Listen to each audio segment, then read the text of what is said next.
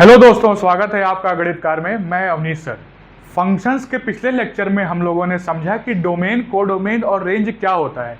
आज के लेक्चर में हम ये देखने वाले हैं कि रेंज आखिर निकाला कैसे जाए या रेंज निकालने की टेक्निक क्या है।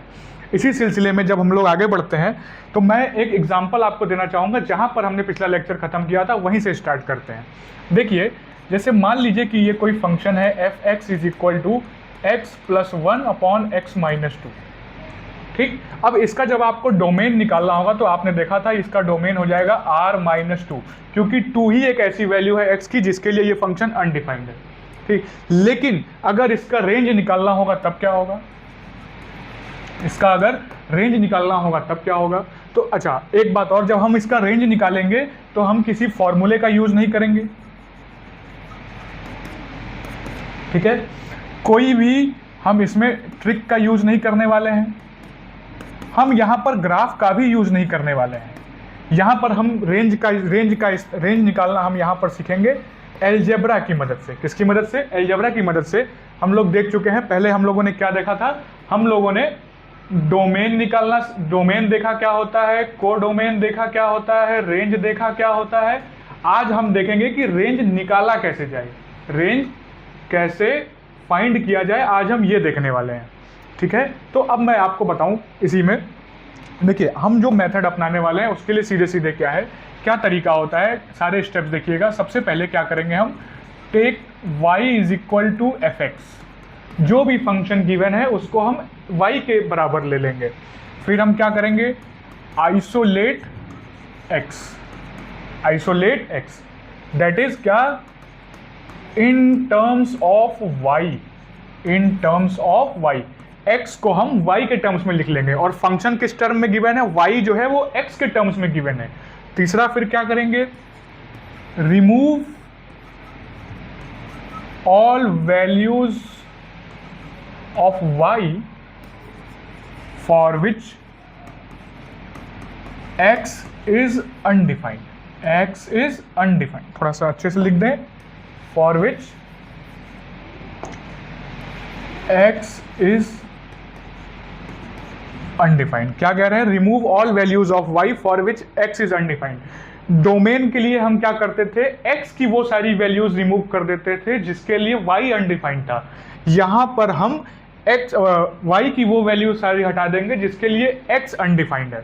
समझ में आ गया बात क्या है दोनों में डिफरेंस? अच्छा, तो अब यही वाला जो एग्जाम्पल हमने पीछे लिया कि F X is equal to X plus one upon X minus two, जरा देखते हैं इस मेथड से कैसे किया जा सकता है। F X is equal to क्या था? X plus one upon X minus two, X plus one upon X minus two, ये हमारा गिवन फंक्शन है। इसको हमने ले लिया y is equal to X plus one upon X minus two. जरा इसको क्रॉस मल्टीप्लाई करेंगे, y X minus two Y is equal to X plus one. अब हमको क्या करना है? x को आइसोलेट करना है, यानी x को हमें y के टर्म्स में लिखना है। x वाला सारा एक तरफ और y वाला सारा एक तरफ, ये हो जाएगा 2y प्लस वन। अब जरा देखें, अब यहाँ से ये क्या आ जाएगा? यहाँ हमने LHS में x कॉमन ले लिया, अंदर बचा y minus one is equal to 2y plus one. अब ये हो जाएगा x is equal to 2y plus one upon y minus one. अब जरा देखें इसको ध्यान से, एफ एक्स किसके लिए अनडिफाइंड था? x is equal to two के लिए। x किसके लिए अनडिफाइंड है? y is equal to one के लिए, यानी कि y is equal to one, y minus one is equal to zero और y is equal to one. अगर इसमें हम y is equal to one रख दें तो नीचे का जो डिनोमिनेटर है वो जीरो हो जाएगा, यानी x अनडिफाइंड हो जाएगा। तो इसका मतलब कि y is equal to one के अलावा बाकी हर जगह ये डिफाइंड है। तो इसका रेंज क्या हो जाएगा? इसका रेंज हो जाएगा r माइनस वन। इसका डोमेन क्या था? इसका डोमेन अभी हमने देखा था, इसका डोमेन था r माइनस टू। तो इस तरीके से हम किसी फंक्शन का इस मेथड से या इस तरीके से रेंज निकाल सकते हैं। तो देखा आपने। अब हम लोग कुछ और एग्जांपल्स लेते हैं, जैसे कि एक फंक्शन हम ये लेते हैं कि F X is equal to two X plus three. ठीक है, तो जरा देखें, इसको हम y is equal to two X plus three ले लेते हैं। फिर से x को आइसोलेट कर देंगे, y minus three by two हो जाएगा। अब जरा देखें कि y minus three upon two आई है x की वैल्यू, इसको हम ब्रैकेट में कर दें तो ज़्यादा आपको सही दिखाई देगा। x is equal to Y minus three by two. आप मुझे ये बताएं कि क्या y की कोई भी ऐसी वैल्यू है जिसके लिए x अनडिफाइंड हो? क्या y की ऐसी कोई भी वैल्यू है जिसके लिए x अनडिफाइंड हो? नहीं, y की ऐसी कोई भी वैल्यू नहीं है। आप कोई भी वैल्यू y की रख के देख लीजिए, x हमेशा डिफाइंड है, ये ऐसा निकल के आया है। इसका क्या मैं कह रहा हूं कि for every real y x is real. Her y की हर वैल्यू के लिए x रियल है। For every real value real y x is real. इसका मतलब क्या हुआ कि y की ऐसी कोई भी वैल्यू नहीं है जिसके लिए x अनडिफाइंड हो। इसका मतलब क्या हुआ कि y क्या हो जाएगा, y बिलोंग्स टू R, है ना। इसका मतलब क्या हुआ कि इसका रेंज क्या आ गया भाई, इसका रेंज हमारा आ गया R। अच्छा, इसका डोमेन क्या था, इस फंक्शन का डोमेन भी R ही था। तो ये एक ऐसा फंक्शन निकला जिसका डोमेन भी R है और जिसकी रेंज भी R है। इसको अच्छा एक अगर आप एक रियल लाइफ सिनेरियो से समझें तो जरा देखिए क्या कह रहे हैं कि हर एक रियल y के लिए रियल x मिल रहा है हमको, है ना। y की ऐसी कोई भी वैल्यू नहीं है जिसके लिए x अनडिफाइंड है, ये मतलब हुआ।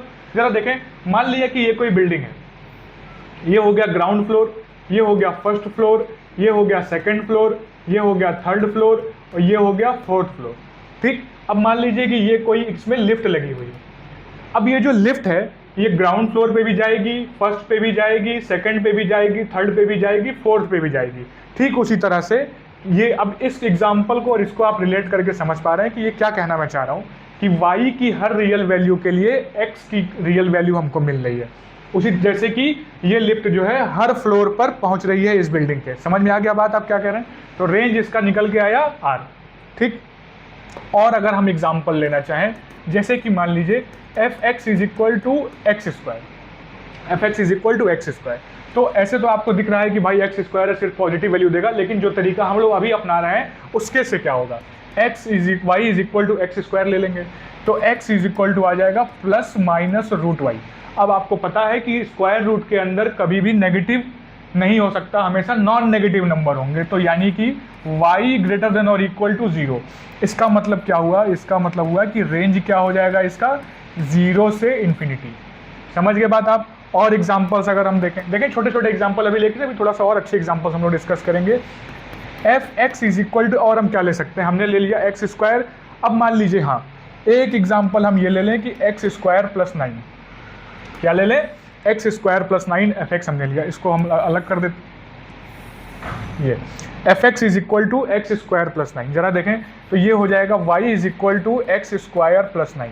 यहाँ से एक्स स्क्वायर की वैल्यू क्या आ जाएगी, वाई माइनस 9। मैं यहाँ लिख दे रहा हूँ फिर से इसको, इस स्टेप को, X square is equal to Y minus 9। तो एक्स की वैल्यू क्या हो जाएगी भाई, प्लस माइनस वाई माइनस 9। अब जरा बताएं फिर से, स्क्वायर रूट के अंदर है वाई माइनस 9, स्क्वायर रूट के अंदर जो भी होगा वो हमेशा नॉन नेगेटिव होगा। इसका मतलब y minus 9 greater than or equal to 0। इसका मतलब y ग्रेटर देन 9। अब y जब या तो 9 greater than or equal to 9, y जो है वो या तो 9 के इक्वल होगा या 9 से बड़ा होगा।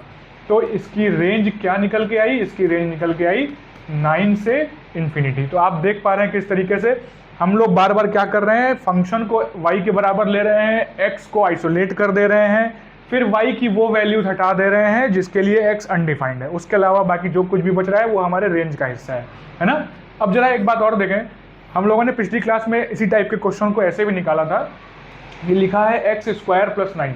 आपको पता है x square is always greater than or equal to 0, ठीक है। अब एक्स स्क्वायर में हम 9 ऐड कर देंगे इस इनइक्वलिटी में दोनों साइड, तो ये बनेगा। तो ये एक्स स्क्वायर प्लस 9 क्या है, y है। तो y जो है वो greater than or equal to क्या आ गया, 9 आ गया। तो देखिए जो रिजल्ट यहाँ आया था वही इस मेथड से भी आ रहा है कि नहीं आ रहा है, आ रहा है। तो इस क्वेश्चन को करने के दो तरीके हैं। आप एक बात देखिए, हम लोग बार बार क्या कर रहे हैं, जब भी क्वाड्रेटिक आ रहा है तो मिनिमम या मैक्सिमम हम लोग देख रहे हैं। जब मिनिमम आ रही है तो हमको पता चल रहा है, अगर मैक्सिमम आती तो इधर से हमारी बात होती। यहाँ पर भी देखिए मिनिमम वैल्यू आ गई, आगे का पूरा क्या हो गया, वो रेंज का हिस्सा हो गया। समझ गए बात आप? और क्या हम लोग इसमें कर सकते हैं, हाँ अब जरा देखें एक एग्जांपल हम लोग और ले सकते हैं। जैसे कि मान लिया कि F X is equal to 1/x। इसका डोमेन आपको दिख रहा है क्या होगा, r माइनस 0। ये आप समझ चुके हैं पहले भी। इसका जब रेंज निकालना होगा तो जरा देखें, y is equal to 1/x, तो x is equal to 1/y। अब y की किस वैल्यू के लिए x अनडिफाइंड है, बहुत ही ईजी है। y इज इक्वल टू 0 अगर लेंगे तो ये अनडिफाइंड हो जाएगा। इसका मतलब रेंज क्या हो गया, इसका रेंज हो गया r-0। अब एक बात आप समझिए, डोमेन भी इसका r-0 दिख रहा है, रेंज भी इसका r-0 दिख रहा है, लेकिन डोमेन में जो r-0 ये है, ये x is equal to 0 remove किया गया है, और रेंज में ये जो r-0 दिख रहा है, ये 0 y is equal to 0 remove किया गया है। दोनों देखने में सेम है, लेकिन दोनों दो अलग अलग चीजें हैं। समझ गए आप बात? यही छोटी छोटी बारीकियां होती हैं, अगर आप पकड़ने लगेंगे तो आप बहुत अच्छे से चीज़ों को समझ पाएंगे और कर पाएंगे। ठीक है, अच्छा अब देखते हैं और हम लोग क्या कर सकते हैं, जरा देखें। भाई मैं आपको एक बात कहूं, जैसे मान लीजिए अब हम लोगों ने इस तरीके से चीज़ों को निकालना सीख लिया है ना। मैं आपसे कहूं कि जरा देखें, फंक्शन मान लीजिए गिवन है x square minus 1 upon X square plus 1, x square minus 1 upon X square plus 1। जरा देखें इसको हम क्या कर लें, y के बराबर ले लें, तो X square minus 1 upon X square plus 1, ये हमारा क्या हो जाएगा, Y X square plus Y is equal to X square minus 1। हमने क्या कहा, आइसोलेट करना है x को, तो ये हो जाएगा Y X square minus x square is equal to minus Y minus 1। अब ये क्या हो जाएगा, एक्स स्क्वायर हमने कॉमन ले लिया, ये हो गया वाई माइनस 1 और ये हो गया माइनस और ये वाई प्लस 1। अब ये क्या हो जाएगा, X square is equal to minus Y plus 1 upon Y minus 1। ठीक है, अब इसमें हम और क्या कर सकते हैं, जरा देखें, ये हो जाएगा X square is equal to Y plus 1 upon 1 minus Y, यही होगा, वाई माइनस जो है मल्टीप्लाई हो गया अंदर, तो एक्स इज इक्वल टू क्या आ गया, plus minus root Y plus 1 upon 1 minus Y. इतनी बात ठीक है, एक्स आइसोलेट हो गया, हमको जो चाहिए था 2 स्टेप हमारे कंप्लीट हो गए। अब स्क्वायर रूट के अंदर का जो भी वैल्यू होता है वो हमेशा greater than or equal to 0 होता है, ये बात आपको पता है। तो इसका मतलब क्या हुआ कि y plus 1 upon 1 minus Y क्या होना चाहिए, हमेशा greater than or equal to 0 होना चाहिए। सही बात है। अब देखिए हमको क्या करना है, यहाँ से हमको y की, अब जब भी इस टाइप का क्वेश्चन आएगा तो न्यूमरेटर और डिनोमिनेटर दोनों से ही जो भी हमको वेरिएबल की वैल्यूज मिल रही होंगी उन सबको हम लोग देखेंगे। जरा देखें, y plus 1 is equal to 0 लेने पर y is equal to minus 1 मिल रहा है, और 1 minus Y is equal to 0 लेने पर y इज इक्वल टू 1 मिल रहा है। तो हम लोग क्या करेंगे, यहाँ से देखिए 3 केसेस अराइज होंगे। ठीक है, क्या होंगे, 3 केस अराइज होंगे। केस 1, इस टाइप के क्वेश्चन में हमें क्या करना है कि सारे के सारे पॉसिबिलिटीज देखनी है। देखिए y की वैल्यू एक बार हम -1 से कम के लिए देखेंगे, y की वैल्यू एक बार हम 1 से ज़्यादा के लिए देखेंगे, और y की वैल्यू हम लोग -1 और 1 पे भी देखेंगे, और y की वैल्यू हम -1 से 1 के बीच में भी देखेंगे। तो केस 1 अगर हम लोग देखें तो मैं क्या कहूँगा, केस 1 हम क्या देखेंगे, y लेस देन -1। जरा देखें इसको, अगर आप नंबर लाइन पे दिखाएंगे तो ये होगा -1, ये होगा 1। इस तरीके से आप देखेंगे तो ज़्यादा विजुलाइज कर पाएंगे। हम अभी -1 से कम के लिए देख रहे हैं, इसका क्या क्या जाएगा, कैसे बिहेव करता है ये जो हमारा गिवन इनइक्वालिटी आया है y लेस देन -1 के लिए, ये कैसे बिहेव करता है ये देखना है। ठीक है, ध्यान से देखिएगा। देखिए बुक्स में तमाम चीज़ें दी हुई हैं, लेकिन इतना खुल के एक्सप्लेन नहीं किया गया है, वहाँ पर आपको डाउट्स होते हैं, क्वेरीज आती हैं, चीज़ें विजुलाइज आप नहीं कर पाते हैं। यहाँ उन चीज़ों को खोल के समझा देना पूरी तरीके से, यही मेरा काम है। देखें y लेस देन -1 अगर हम लें तो -1 से छोटी कोई भी एक वैल्यू हम लेके देख लेते हैं। जरा देखें, y लेस देन -1, मान लीजिए हमने लिया y इज इक्वल टू -2, तो इसमें अगर हम रखेंगे -2 प्लस 1 अपॉन 1 माइनस -2, ये वैल्यू क्या आई, -1 अपॉन 1 प्लस 2, कितना आ गया, -1/3। जरा देखें ये वैल्यू कैसी आई, नेगेटिव आई, लेस देन 0 आई, पर हमको रिक्वायरमेंट क्या थी, ग्रेटर देन और इक्वल की रिक्वायरमेंट थी। इसका मतलब ये केस अलाउड नहीं है, ये केस पॉसिबल नहीं है। अब हम लोग नेक्स्ट केस पर आते हैं, इसको मैं फिर से लिख दे रहा हूं यहाँ पे, y plus 1 upon 1 minus Y less than or equal to 0, ये हमारा केस है। केस 1 हम लोगों ने देखा क्या था, y लेस देन -1। मैं ये इनइक्वालिटी भी बना, ये लाइन नंबर लाइन भी बना दे रहा हूँ। अभी हमने ये वाला देख लिया, अब हम 1 से ग्रेटर, ये केस हमारा अलाउड नहीं था, ये हम लोगों ने देखा। अब केस 2 जब हम देखेंगे, केस 2 के लिए हम क्या देखेंगे, y ग्रेटर देन 1 के लिए देखेंगे। y ग्रेटर देन 1 के लिए जब हम देखेंगे, जरा देखें कोई वैल्यू हम ले लें y ग्रेटर देन 1 और इसमें पुट करके देखते हैं। मान लीजिए हमने लिया y इज इक्वल टू 2 ले लिया है ना, let let y is equal to 2, तो ये क्या हो जाएगा 2 प्लस 1 अपॉन 1 माइनस 2, ये हो जाएगा 3 अपॉन माइनस 1 आ गया -3। जरा देखें फिर से ये लेस देन 0 आ गया, पर हमें तो greater than or equal to 0 चाहिए था, यानी कि y ग्रेटर देन 1 वाला केस भी पॉसिबल नहीं है। इसका मतलब दो केसेस से अभी तक हमने ये समझा कि y की कोई भी वैल्यू -1 से कम नहीं हो सकती है, y की कोई भी वैल्यू 1 से ज़्यादा नहीं हो सकती है। अब बात आ जाती, इधर का काम खत्म, इधर का काम खत्म। अब देखते हैं इसके बीच का ये कहानी क्या कहती है। अब जरा आप एक बात देखें, केस 3 है ना। एक बात दोस्तों आप देखिएगा, हमको जो ये मिली है inequality y plus 1 upon 1 minus Y greater than or equal to 0, क्या लगा हुआ है, greater than or equal to 0, यानी कि ये 0 के इक्वल तो हो सकता है, पर 0 से इक्वल होने का मतलब ये तो नहीं होता ना कि ये आप अनडिफाइंड ही कर दो। भाई डिफाइन तो करना ही करना है, वो 0 के बराबर लो या ना लो, ये कंडीशन हो या ना हो, अनडिफाइंड तो लेना ही नहीं है, चाहे डोमेन की बात हो या फिर रेंज की बात हो। तो जरा देखें इक्वलिटी 0 होने के लिए क्या क्या हो सकता है। ये इज इक्वल टू 0 कब होगा, y plus 1 upon 1 minus Y, ये इज इक्वल टू 0 कब होगा। जरा देखें नीचे तो 0 हमको ले ही नहीं सकते, नीचे तो हम 0 बना ही नहीं सकते। इसका मतलब क्या हुआ, y इज इक्वल टू 1 एक ऐसी वैल्यू है जहां पर ये अनडिफाइंड होगा। तो अगर हम ये कहें कि 1 पर हम इक्वलिटी का साइन नहीं लगाएंगे x, अच्छा अब एक बात ये समझिए कि -1 से कम -1 के बराबर लेने में तो कोई दिक्कत नहीं है ना। देखिए जरा, मान लिया हमने लिया y इज इक्वल टू -1, तो -1 प्लस 1 अपॉन 1 प्लस 2, तो देखिए 0 आ जा रहा है ना, लेस देन 0 तो नहीं आ रहा है, और ये डिफाइन भी हो जा रहा है, तो इसका मतलब -1 के लिए यहां पर इक्वलिटी लगेगी। ये केस आपको समझ में आया कि 1 पर इक्वलिटी का साइन क्यों नहीं है और -1 पर इक्वलिटी का साइन क्यों है, ये बात आप समझिए। -1 वाली जो वैल्यू है वो हमको न्यूमरेटर से मिल रही है, न्यूमरेटर 0 होने से हमको कोई दिक्कत नहीं है। 1 अगर हम इंक्लूड कर लेते हैं तो डिनोमिनेटर 0 हो जाता है, तो डिनोमिनेटर 0 होए उससे दिक्कत नहीं है, लेकिन डिनोमिनेटर 0 होने से ये अनडिफाइंड हो जाएगा, उससे दिक्कत है। इसलिए भले ही यहां पर इनइक्वलिटी में इक्वलिटी का साइन लगा हुआ था, लेकिन हम सिर्फ और सिर्फ न्यूमरेटर वाला ही 0 बनाएंगे, डिनोमिनेटर वाला 0 नहीं बनाएंगे, क्योंकि डिनोमिनेटर वाला 0 बनाने पर ये अनडिफाइंड हो जाएगा। इसलिए -1 पे तो इक्वलिटी का साइन लगा है, लेकिन 1 पे इक्वलिटी का साइन नहीं लगा है। और केस 3 में हमने ये देखा, और हम -1 से कम पे देख चुके हैं, 1 से ज़्यादा पे भी देख चुके हैं।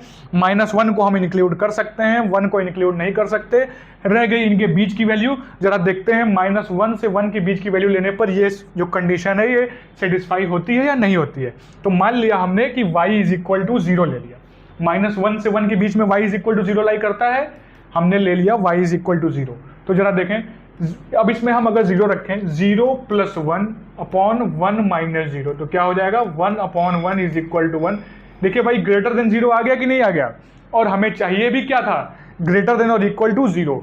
तो इक्वलिटी वाली कंडीशन लगाने की वजह से -1 पर हमको 0 वाली कंडीशन मिल गई। 1 पर इक्वलिटी मिलती लेकिन फंक्शन अनडिफाइंड हो जाता, इसलिए उस पर इक्वलिटी नहीं लगाई। और -1 से 1 के बीच में ग्रेटर देन 0 वाली जो हमारी कंडीशन थी वो सेटिस्फाई हो रही है। इसका मतलब क्या हुआ कि ये वैल्यू अलाउड है, ये वैल्यू अलाउड है।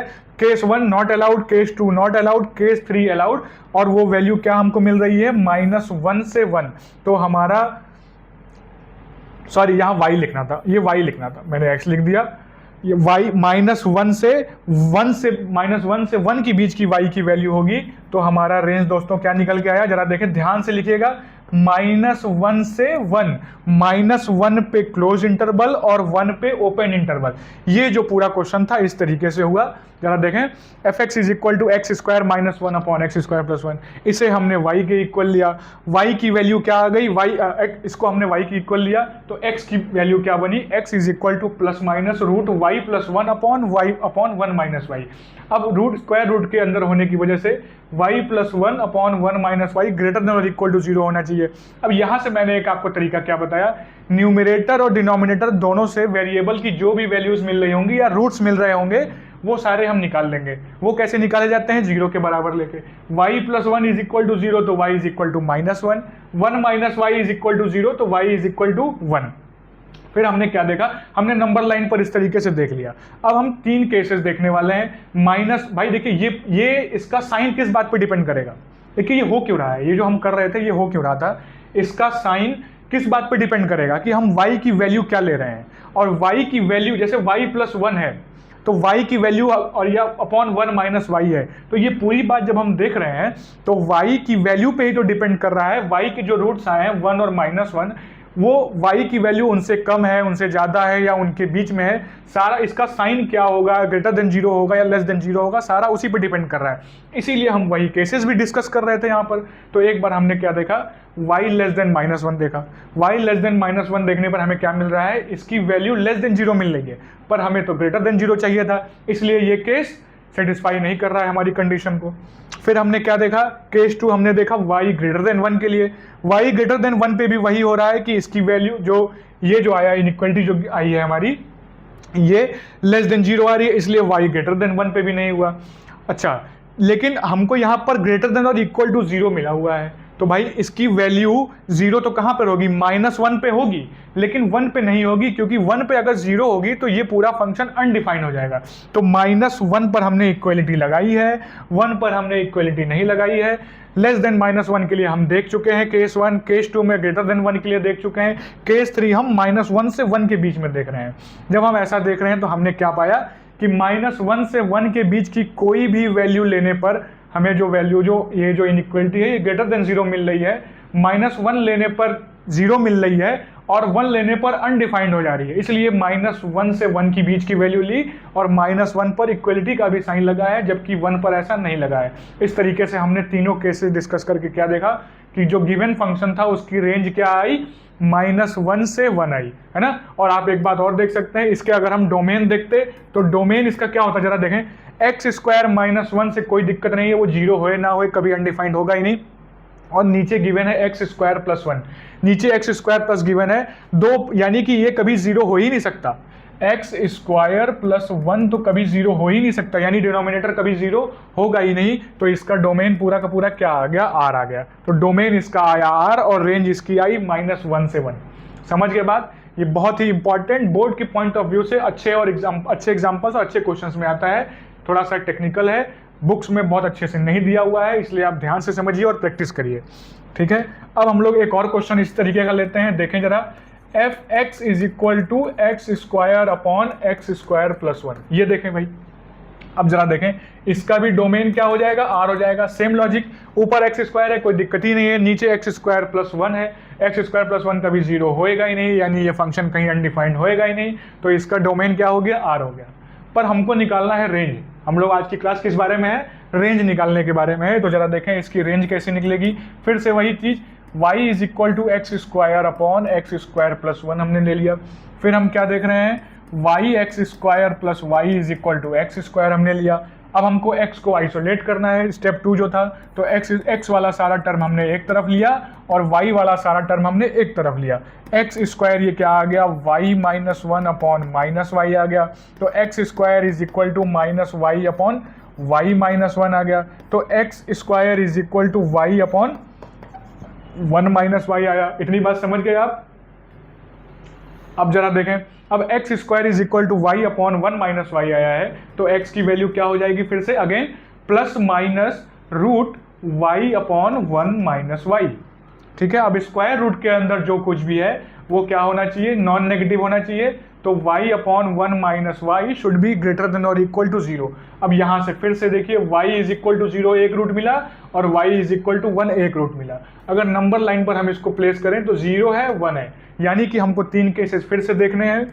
क्या केस 1 हमें क्या देखना है, केस 1 हमें देखना है कि y जो है वो लेस देन 0 के लिए देखना है, y जो है लेस देन 0 के लिए देखना है। तो जरा देखें y की वैल्यू अगर हम लेस देन 0 लें, जरा मान लिया एग्जांपल के लिए y = हमने ले लिया -2, तो ये क्या बन जाएगा, -2 अपॉन 1 - -2, ये क्या हो गया, -2 अपॉन 1 + 2 -2/3 लेस देन 0 आ गया भाई, लेस देन 0 आ गया ये एक्सप्रेशन, यानी y की कोई भी वैल्यू जो कि 0 से कम होगी उसके लिए y अपॉन 1 माइनस वाई कैसा होगा, लेस देन 0 होगा। यानी कि ये जो केस आया y लेस देन 0 ये अलाउड नहीं है यहाँ पर, ठीक, जो क्योंकि जो इनइक्वालिटी हमको मिली है वो सेटिस्फाई नहीं हो रही है।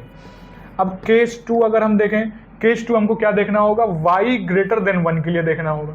1 थोड़ा ठीक से लिख दें, y ग्रेटर देन 1 के लिए देखना होगा। अब जरा देखें, अगर हम y ग्रेटर देन कोई वैल्यू ले लें, मान लिया हमने 2 ले लिया, y इज इक्वल टू हमने 2 ले लिया, तो जरा देखें क्या मिलेगा, 2 अपॉन 1 माइनस 2, तो 2 अपॉन माइनस 1 कितना आ गया, -2, फिर से लेस देन 0 आ गया। ओहो, यानी कि हमको जो कंडीशन थी जो y upon 1 minus Y should be greater than or equal to 0, वो y ग्रेटर देन 1 के लिए भी सेटिस्फाई नहीं हो रही है, तो केस 2 भी नहीं अलाउड है, यानी y ग्रेटर देन 1 भी नहीं हो सकता।